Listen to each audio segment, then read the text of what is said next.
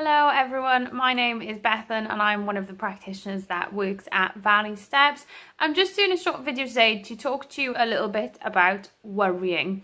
Now, worrying is a really common thought that a lot of us experience. Sometimes we refer to worrying as what if thinking. So what if this bad thing happens? What if that goes wrong? Generally, worrying is kind of focusing on the future and things that might go wrong or bad things that might happen. Now, what is quite interesting about worrying is that a lot of us actually do hold beliefs about the use of worry. And these beliefs might be positive or negative. And it might be that these beliefs are not really that obvious to us. So we might not necessarily always notice that that's something we believe. It's not necessarily a conscious thought, but maybe something we just believe deep down. And it might not be until somebody points them out to us that we actually notice, yeah, I do kind of think of worrying in that way. So let's break down some of the common beliefs we might have about worrying. Okay, the first really common belief that a lot of people have about worrying is worrying helps me find solutions to my problems. Like I said, this is a really common belief, but I'd like to ask you a question to think about. Is worrying the same thing as problem solving? Worrying often feels really productive. It often feels like we're doing something to deal with a problem, to find solutions about things that might happen. But is that actually what happens in reality?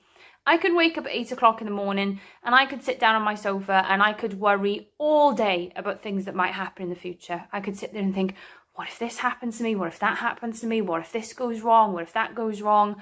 At the end of the day, will I actually have solved any of those problems? And do I actually know that those problems are going to happen?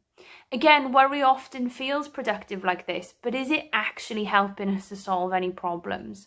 The second really common belief about worrying that I'd like to talk to you about today is worrying about what might happen in the future will prevent bad things from happening. Again, this is an extremely common belief that a lot of people have about worrying. But I'll go back to the example I used earlier. If I spend all day worrying about what might happen tomorrow, will I actually have prevented any of that from happening? When you think about it, all I would have done is sat on my sofa worrying about it all day.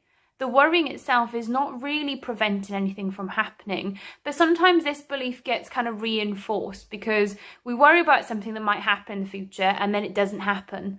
So that kind of confirms our belief that, oh, worrying stopped that happening. But when you really think about it, it didn't actually. The worrying didn't stop that thing from happening. It might be that that thing just wasn't going to happen in the first place. Maybe that worry wasn't realistic in the first place.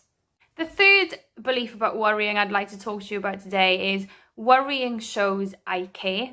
If I wasn't worried, it would mean that I don't care.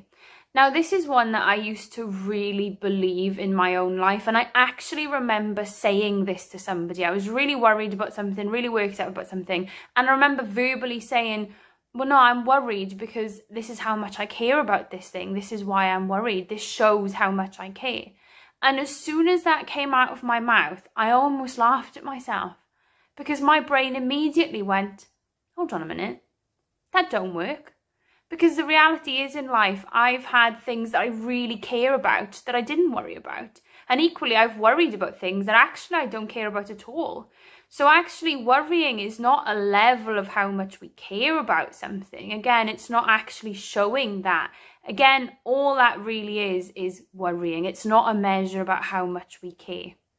Okay, so those first three beliefs there were kind of positive beliefs, what we call positive beliefs about worrying. What I'm going to move on now to talk about is a couple of what we call negative beliefs about worrying. And the first negative belief is that worrying is dangerous or worrying can cause me harm. Again, this is another really common one. Sometimes we get stuck in a bit of a cycle with worrying where we start to believe that we're going to worry so much that it's harmful to us, either physically or mentally. The thing is, the problem with that is that that belief often leads us to start worrying about our worrying. It actually creates more worrying.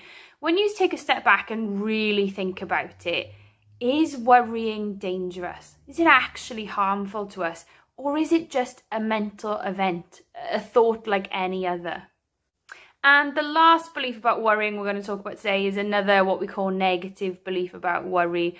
And this one is, my worry is uncontrollable / I can never stop worrying. If you wrote down every single thought you experienced in a day, would they all be worries?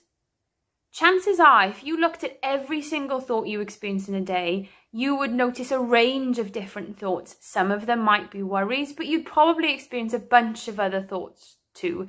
It's highly unlikely that somebody literally will never stop worrying. Things often happen in our day that take our thoughts away from our worries.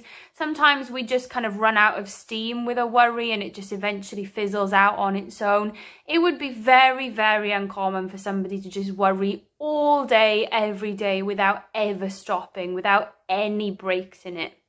Okay, so this isn't an exhaustive list. There's loads of beliefs that people have about worrying, but these are some of the really common ones. And actually, a lot of the beliefs we hold about worrying can actually end up leading to more worry.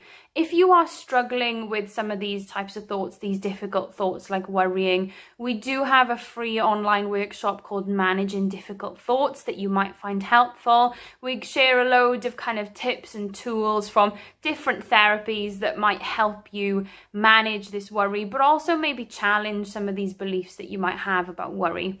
I really hope you found this video helpful. Please hit like and subscribe if you can, and we'll see you in our next video. Bye everybody.